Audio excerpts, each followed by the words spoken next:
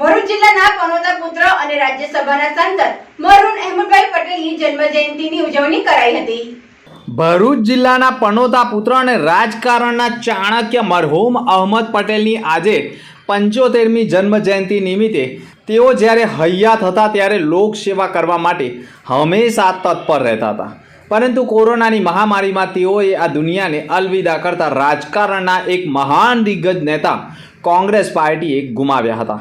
જોકે આજે ભલે તેઓ આ દુનિયામાં નથી, પણ તેમ છતાંય તેમની યાદો હજી એ લોકોના દિલોમાં તાજી રહી છે।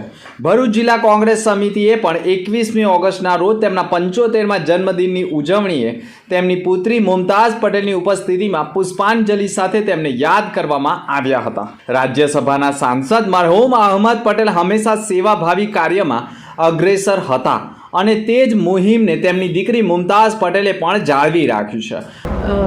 आज मेरे पिताजी अहमद पटेल जी की 75वीं जन्म जयंती पर हम सब मौजूद हैं कांग्रेस पार्टी कार्यालय पर उनको श्रद्धांजलि देने के लिए।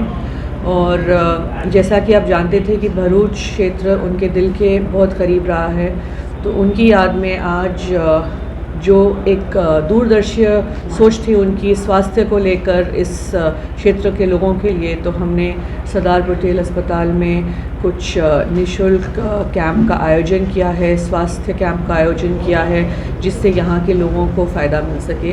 तो एक बहुत ही जैसे लो प्रोफाइल इंसान थे और जो चाहते थे, जो सोच थी उनकी, उसी सोच को लेकर हमने आज उनकी जन्मदिन को मनाने का फैसला किया।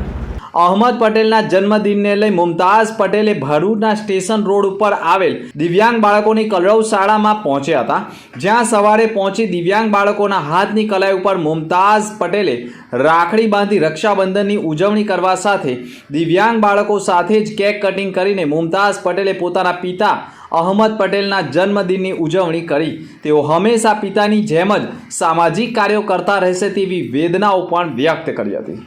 आज भरूच में कालरव स्कूल में हम मौजूद हैं इन बच्चों के साथ, और यहाँ पे पापा की जन्मदिन के लिए हम लोगों ने केक काटा और बच्चों के साथ खूब मज़े कर रहे हैं।